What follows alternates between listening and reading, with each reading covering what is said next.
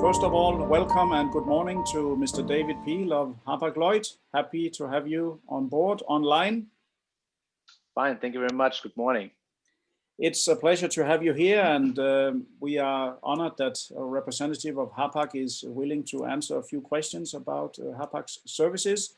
So I will, first of all, I will start off, David, by asking you a little bit about your own background. How many years did you work for Hapag Lloyd? Yeah, I'm in the 16th year for working for Hapag Lloyd. So I started 2004 as a ship mechanic apprentice, and after 2.5 years, I started my studies. And after 4 additional years, I got the it's called patent for the nautical license and for the technical license. Then I was for a few years on our vessels as an officer. And yeah, 2013, I decided to go, as I said, going back to social life and work in Hamburg in the headquarters now. Okay. Fantastic. Now, but you know, many people talk about shipping, but they have in fact never seen a ship. So, you are one of the guys that at least have been sailing. You know what you're talking about. Yeah, that's right. And I'm always saying to customers and also for our own guys, when I'm talking about bad weather, I'm talking about 15-meter high waves and wind force 12 plus. So yeah. Now it's difficult for other people to understand that there can be rough seas out there. They have to see it to believe it, I believe. So right, yeah, that's correct. When Hapag Lloyd, which is a big, I think still a majority big German-owned company, and you're headquartered in Hamburg. Please correct me if I'm wrong. Right. When you took over, or did you merge with UAC, or did you buy UAC, or how was it an alliance? Or? I mean, I'm not 100% into this part of the company and the details, but I call it a merger, like with CP ships 15 years ago, or a CSAV and USC, and now it's Hapag Lloyd. So yeah, to be on the safe side, I would call it we merged. Yeah. Now, but you are a big group at the moment worldwide, and you have a very strong brand name. In which of the alliances is Hapag Lloyd active? We have 3 or 4 or 5 major alliances around the world. Where are you active? Yeah. So the major alliance for us is TEA, the alliance. So with ONE, Yangming, HMM, and Hapag Lloyd, this is the biggest alliance. And we are also now in 2M with Maersk and MSC. There we are a slot charter, but this is the other big alliance. And then there are some other we call it non-TEA alliances, where also we are sailing together with CMA and other shipping lines. But the major ones and most important for us is the Alliance and 2M. Right. And Hapag has also for not only for reliability, but also for accepting break bulk and cargo and special cargo, quite a good name in the market. Tell me a little bit about the special cargo team that you are dealing and sitting with every day. How do you organize it? If you have a heavy lift piece that needs to be transported by container ships, is Hamburg the headquarter for that? If you're located in the US and need to transport, let's say, something from there to China, is it Europe that needs to be asked? Or how have you organized your OOG team? Yeah, so a few years ago, it was only Hamburg headquarter, with technical colleagues sitting there, all former seafarers. And nowadays it's still in Hamburg, the headquarter, but we have colleagues in Dubai and in Piscataway. And yeah, we are still a small team compared to the whole company. But yeah, everyone from sales who wants to ship the big and heavy cargo pieces, they need to ask us in terms of is it possible or not, and to find the proper solution, the right equipment, weight distribution, and so on. This is the team in mainly Hamburg, but also Piscataway in Dubai. Okay, very good. As you know, I'm also the chairman of a couple of networks of project freight forwarders, namely CLC and CrossOcean. And I think I'm speaking not only for my two networks there, but also for other project freight forwarders. What is the basic information you need? What can the freight forwarder do in order for you to give a quick quote? Since we're talking OOG cargo, what are the basics that you need to know about the cargo before you can quote? I really like this question because this is what I would like to transport to the customers each and every time. So the basic is always length, width, and height, of course, the weight. And I mean, we can lift up to, or we can transport up to 500 tons single item weight. Wow. But our bottleneck, as I want to call it, is always the crane capacities in the terminals. So and they want a little bit more details. For us, it would be good to have pictures or drawings, because we would like to see how we need to organize the weight distribution, for example. Heavy items should not only rest in the center of the flat rack on the wooden floor, because the main weight is carried by the outside girders. For this, we need the pictures. The terminals, they would like to know how can we lift the cargo. So they would like to see where are the lifting points, where are the lushing points where we can add the lushings, how many lushings do this cargo need. And I mean, there are a few terminals worldwide who have a standard tariff, but a lot of them, for them, is the major cargo is the standard box. Yeah, and everything else than the standard box needs to be checked case by case. Right. And that's why, yeah, to say again, length, width, height, weight, and the picture.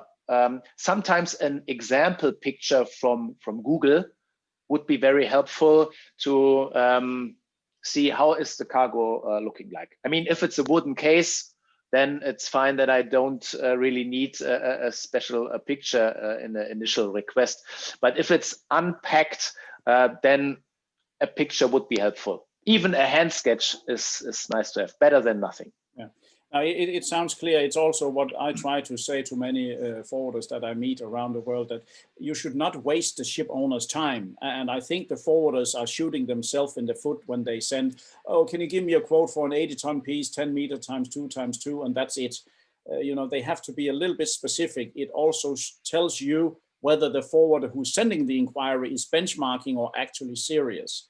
And I think we are all under time pressure here. Forwarders are, you are, so we all should kind of help each other in a team.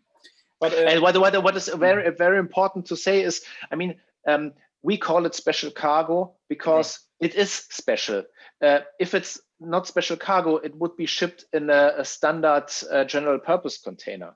And as it is special, we need a little bit more information than usually, especially the single dimensions are important. So if I get total dimensions, it makes a big difference if these total dimensions consists of 2 items, one 30-ton, one 500 kilograms, and at the end in the terminal, the gantry crane cannot lift it up because the weight is unevenly distributed. So yes.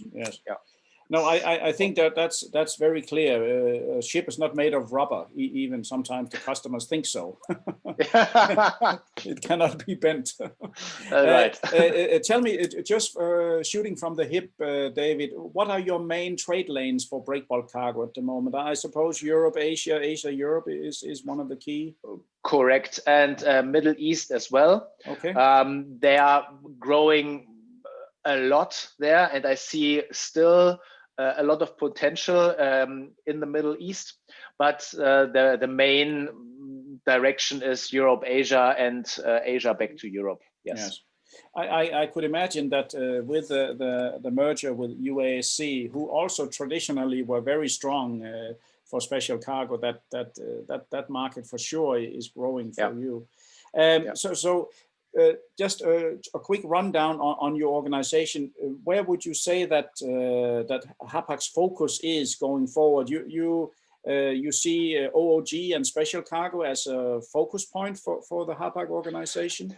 Yes, absolutely yes. I mean, still our main business is the standard container and reefer and DG business, but the board has a clear focus now on special cargo, investing in equipment and in dedicated and experienced sales staff in the next years. And yeah, it is a kind of niche, but a Bentley, for example, is also a niche. So you earn still good money with this OG cargo. So the focus is there, and we are advertising this as well, and there are still a lot of customers worldwide. When they hear Hapag Lloyd, they ask us, do you still have planes? Or they ask, you have these cruise vessels, right? Yeah, but we are one of the biggest container carriers worldwide. So, and we can handle break bulk, and we are well experienced in handling break bulk. I must say, for more than 50 years, for more than 60 years. I think in 1965, we had the first break bulk vessel with a boom with a lifting capacity of 80 tons. And from this time, in the 60 years ago, we have this dedicated special cargo team working for Hapag Lloyd. I mean, 60 years ago, it was still Hapag, and after 1970, it's Hapag Lloyd.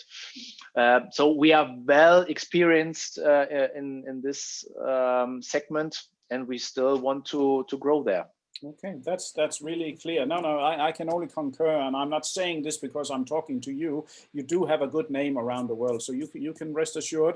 We shouldn't fall asleep because we hear it, but of course we should continue, right? That's correct, yeah. Then I'm coming to a few of my final questions here, David.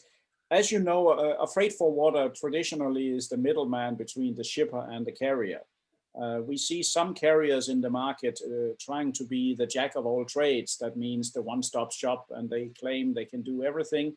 Increasingly now, not only for normal cargo or standard cargo, but also trying to do it for break bulk cargos.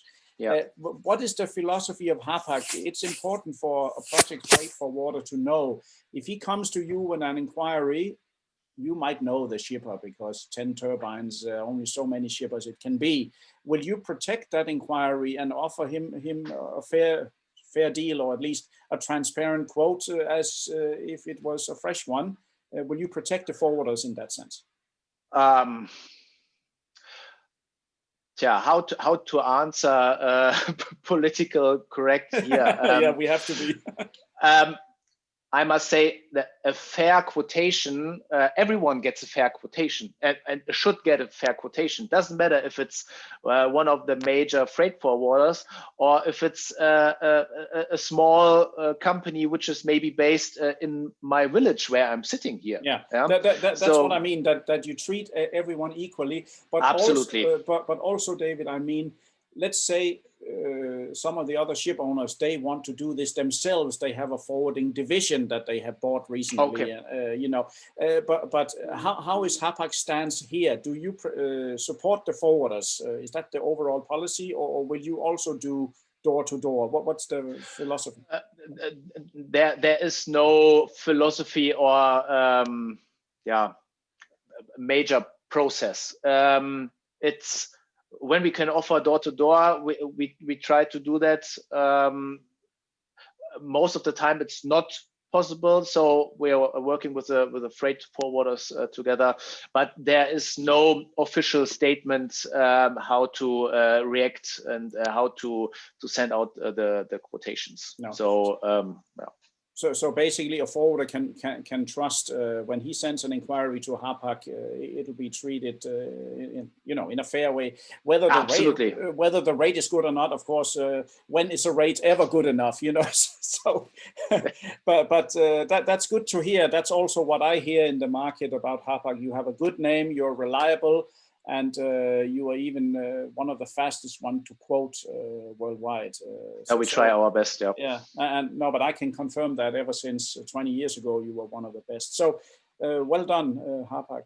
But listen, David, I want to say the very final question, again, turning back to the COVID times, has it impacted your business? Are your ships still full, or are you feeling the ripple effects of this as well in your business?